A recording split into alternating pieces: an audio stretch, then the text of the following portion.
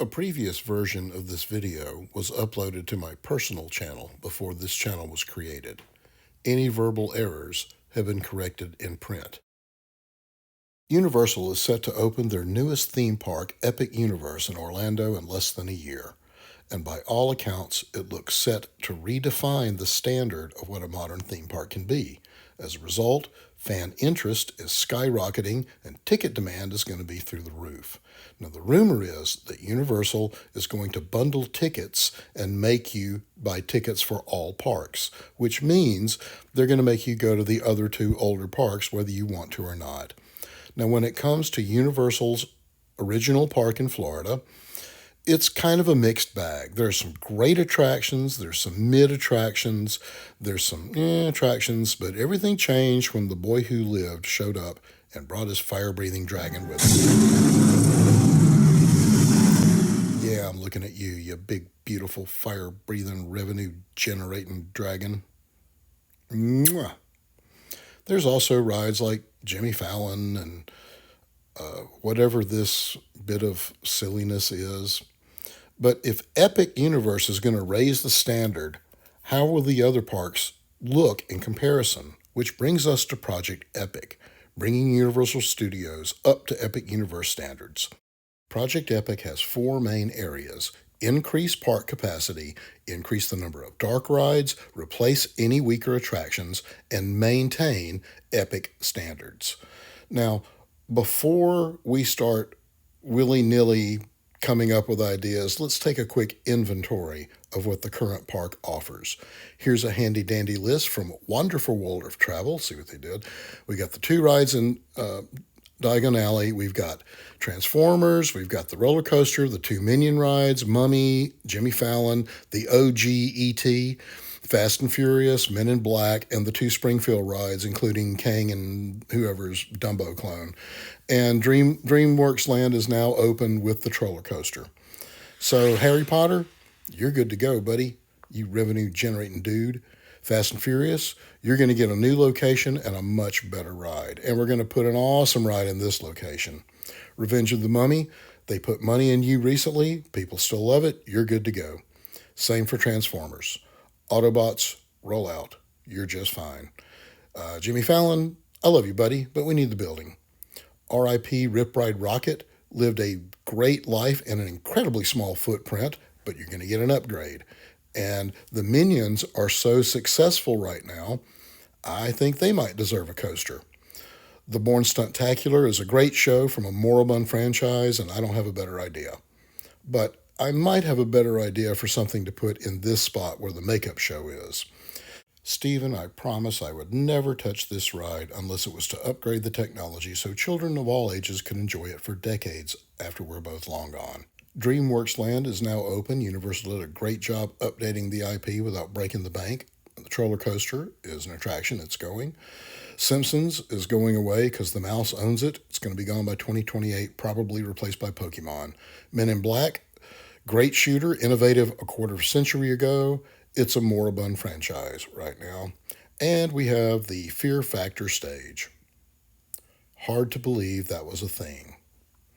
Now that we've inventoried the current rides, let's look for possible expansion areas. It's well known that Universal is moving most, if not all, of their backstage functions to the new South Campus.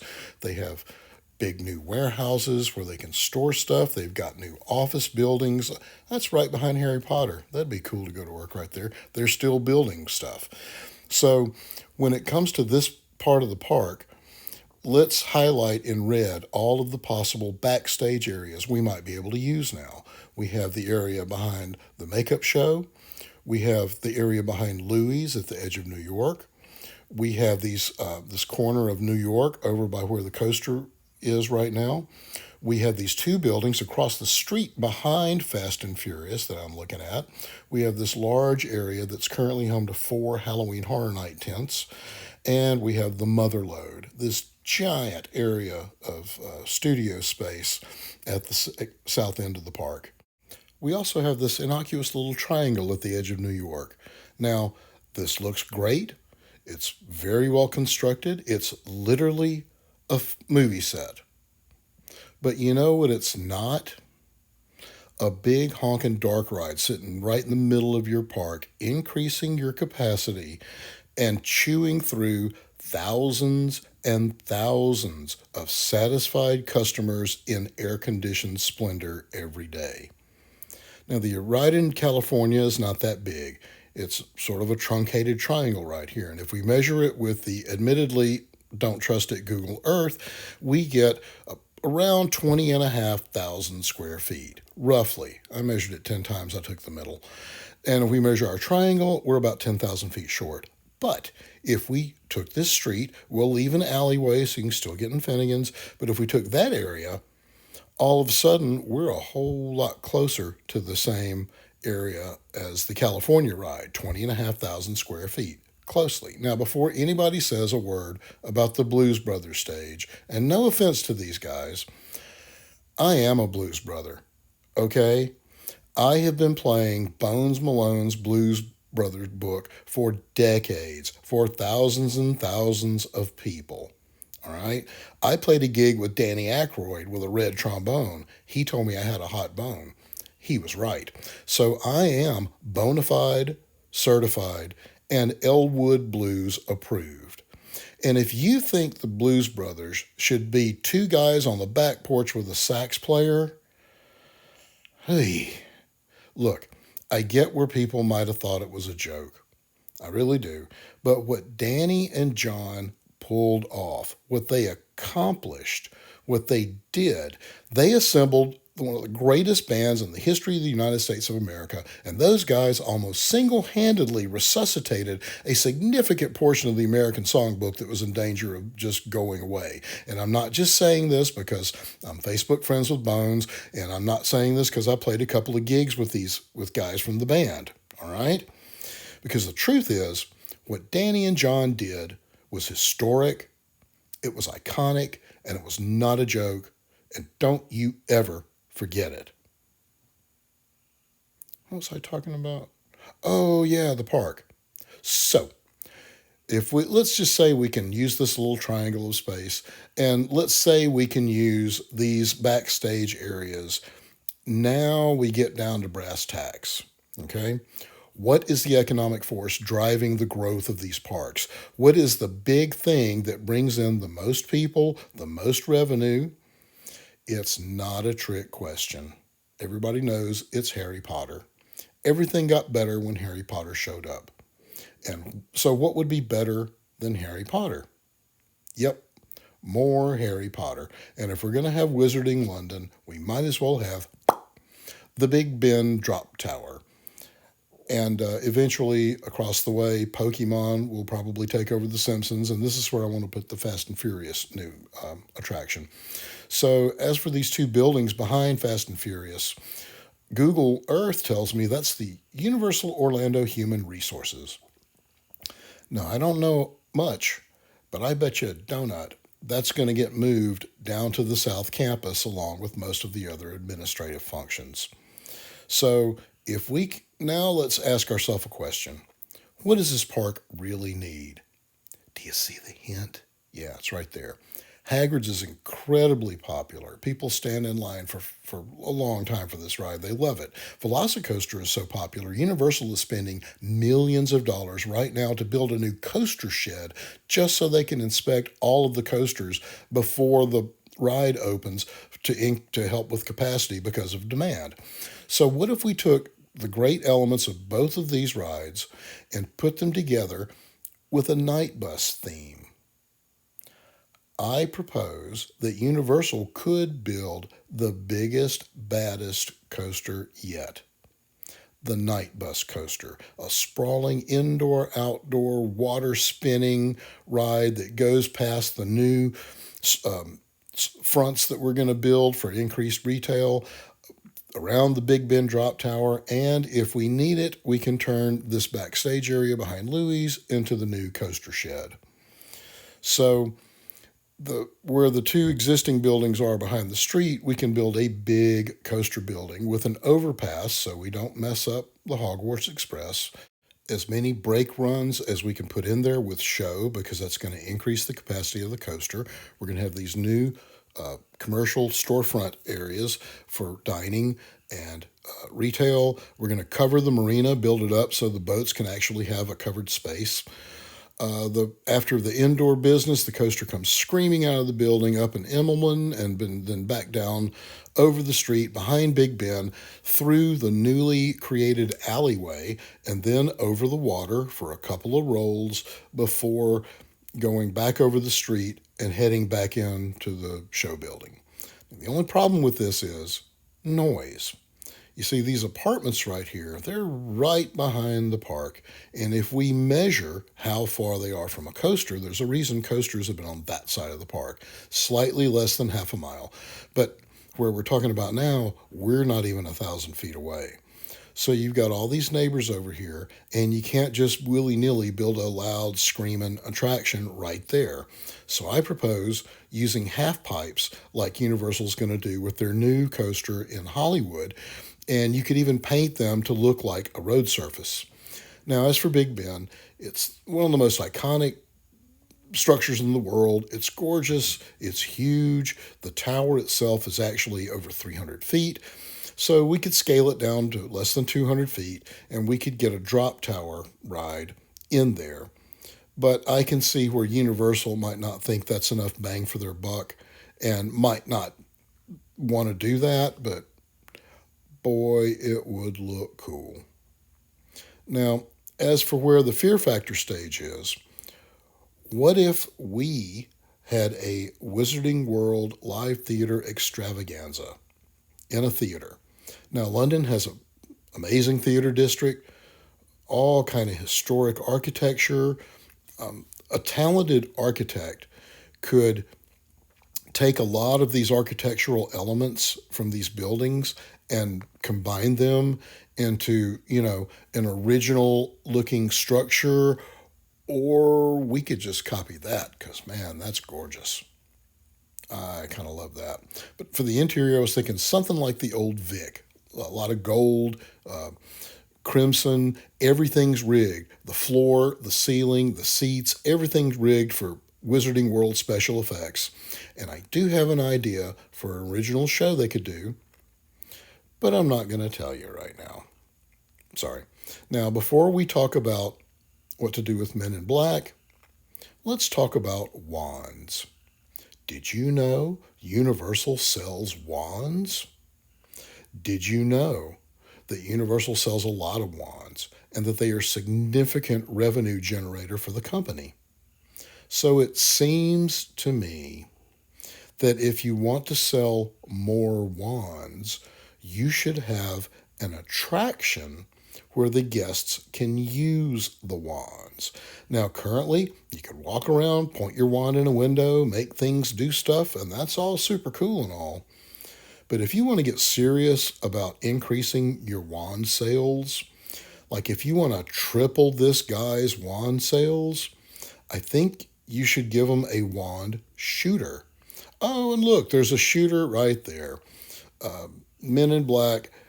It was innovative a quarter century ago. It's a moribund dead franchise. Nobody's coming to the park for that. But what if we could turn it into a wand shooter? Now, Alicia Stella at Orlando Theme Park Stop. If you're not following Alicia, you're not even trying. She's the best. She reported a couple of years ago that Universal was working on technology to try to do live wand battles using electricity. If that's not good to go, we've got these AR goggles that they're using on Mario Kart. So what if instead of riding around and, seeing Bowser and all that stuff, what if we could actually have a wand battle, with the characters from the movies? What if we could fight He Who Shall Not Be Named? I think Harry Potter fans would go gaga kooky over that. As for the exterior, colorful townhouses would be fine. And for this area in front, I think that needs a little reworking. There's bathrooms there that are left over from Jaws. Remodel those. You need bathrooms. But this area is marked in green because that's the color of money that you're leaving on the table. by not having increased retail and dining space there. Now, next to that, I propose the Fast and Furious slot car attraction called Fast and Furious Drifting. It's a multi-story slot car race that would be Universal's answer to Test Track and Radiator Springs. Currently, this area has Halloween Horror Night tents. And I think if you move stuff around, you could still have the tents back there, but have room for this attraction. So that covers the front of the park. But what about the south end of the park? Well, to get started, we would probably need to close two attractions. Need to close Rip Ride Rocket, and then right next door, we would close Race Through New York with Jimmy Fallon. And I'm just going to get greedy and take the Universal Amphitheater of AstroTurf because I want it for the coaster. So let's say we could put Secret Life of Pets in this location. Is there another dark ride we can put in this part of the park? Maybe. How about Beetlejuice? And before you say there's no room, depending on how you measure, you might be able to have almost or more room than E.T. And that's plenty of room. So Beetlejuice is instantly recognizable, iconic, everybody knows it, iconic imagery, iconic music. Danny Elfman's already doing music for Dark Universe, that'd be no problem. It's already been turned into a stage show, so some of the legwork has already been done. So this could be a Omnimover style ride that would be Universal's high energy, manic answer to the Haunted Mansion, taking people through all of this sort of Beetlejuice imagery. Now, it's not a dead franchise. There's a sequel coming out, and if it's successful at all, there'll be a third film. So this property will still be in the consciousness of the public. And if it's full of all of this whacked out Tim Burton visual imagery, this could really be a substantial answer to the Haunted Mansion. Monsters Unchained notwithstanding, because that's just going to blow everybody away with how great it is. So what kind of roller coaster are we talking about? How about Minion Madness Coaster, a spinning coaster, yellow track, blue cars, just like the Minions color scheme, a dramatic spike at the front of the park with a switch track, a big show building in the back parking lot where we do lots of Minion business, a double loop with non-inverting loops, and then a giant spaghetti ball of track right in the middle. So for the replacement of the Jimmy Fallon ride, I suggest the Universal Star Theater, a multi-show theater with several shows a day. Now, Universal Music Group, same company owns the park, has an insane amount of music publishing. It's crazy how much music publishing rights they own for decades and decades of artists of every different stripe and flavor. Now, the non-musicians might not understand this, but I'm going to break it down for you. If you've got an audio animatronic band, they can play all day. All you got to do is pay the electric bill. But humans can't do that. You see, the best performers on earth are on Broadway, and they perform 6-7 times a week, not 6 to 7 times a day. So if you want to have a day's worth of shows in your schedule, you've either got to have one show with a giant cast so everybody can swap off, or you have a series of rotating shows. Let's say there's 6 shows a day and there's 3 different shows and each show goes twice. So you can have shows from every decade. You can have shows for every conceivable holiday. You can have the Universal Monsters have a Halloween show. You could bring in Cinesational inside the show they're currently doing out on the lagoon, and you could bring in, visuals for that. You could have Sing live. Not my idea. They're already doing it. Sing is on the road, and there's no reason that couldn't play in the park. You can have live bands, live orchestras, live local groups, professional groups, local jazz bands, live jazz bands. I mean, you could even now have the Blues Brothers show and put them on a real stage. Now, you're going to need to build dressing rooms. You're going to need to build all kind of back of the house for equipment and costumes and all the stuff you need. But I think there's enough room here to do that once the coaster is gone out of the way. And this would be a living, breathing attraction. Now, next to that proposed theater is this little corner of the park. Now, it's not even 30,000 square feet. But what if we went vertical? I could see a Ghostbusters AR Shooter. Once again, we have the Hogwarts Express, and we cannot mess with that golden goose. But all we would need is a front facade similar to the public library facade we've got now. And if we use the AR vision, like in Mario Kart, instead of seeing Toad and Luigi, what if we could see the Ghostbusters? What if we could see this coming out of your gun while you're on the ride? And what if you were hunting down this Technicolor, hodgepodge of whacked out ghosts? This would be an incredibly popular ride, and I'm pretty sure it would be Ghostbuster approved. So, is that it?